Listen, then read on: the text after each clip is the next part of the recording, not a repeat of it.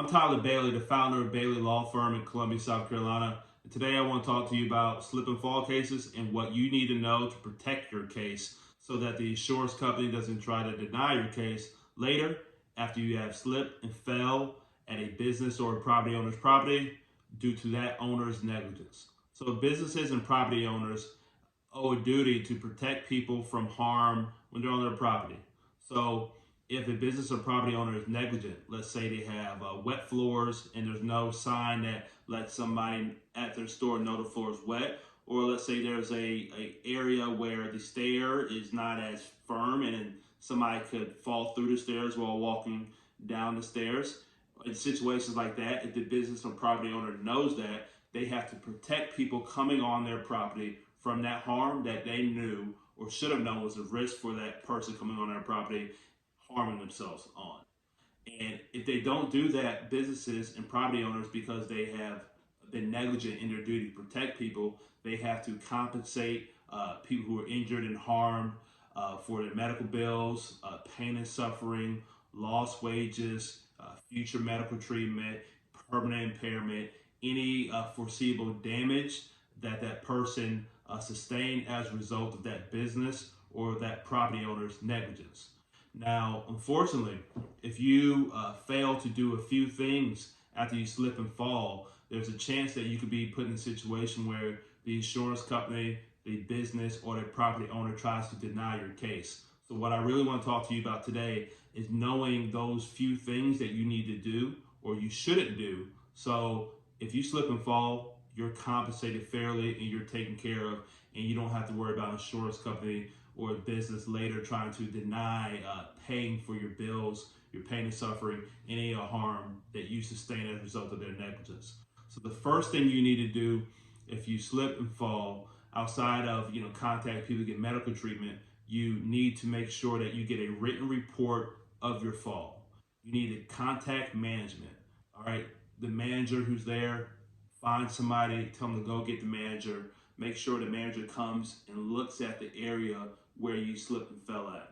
From there, you need to make sure that you get that manager's contact information, get their full name, get their phone number, get their email, ask for a written copy of the report showing that you slipped and fell at that business or at that property owner's place, and because of whatever reason it is that that business or property owner was negligent. After that, make sure you take photos, take pictures of anything that you can that demonstrates how that business, how that property owner was negligent. Let's say, for example, you slipped and fell while walking in the alleyway of a store because it was wet and there was no sign. Take some pictures. Take pictures in a way that shows that the floor is actually wet. Show that there's no actual hazard sign or wet floor sign. Keep those pictures because you'll need them later. And also make sure that you get witnesses' information.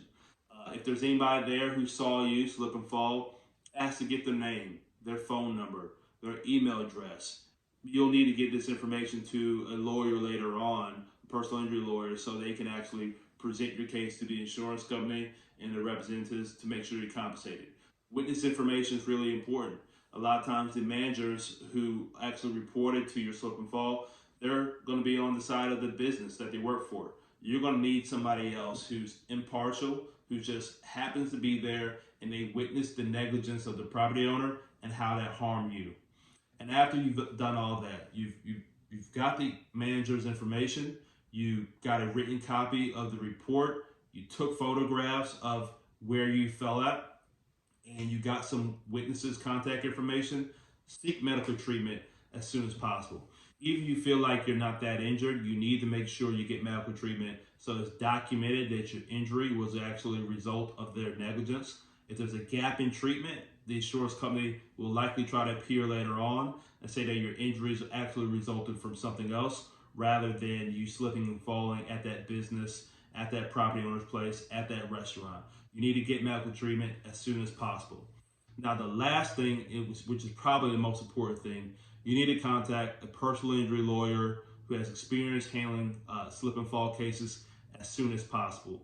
You can try to take on the insurance company in the business by yourself, but you're more than likely going to be unsuccessful. And even in situations where, let's say, you didn't do the things I've mentioned, you didn't get the manager's information, you didn't get a written copy of the report, you didn't take photographs, you didn't even get any witnesses' contact information. A good personal injury lawyer like myself may be able to get around that to make sure that your rights are still protected and you're still compensated for slipping and falling as a result of that business or that property owner's negligence.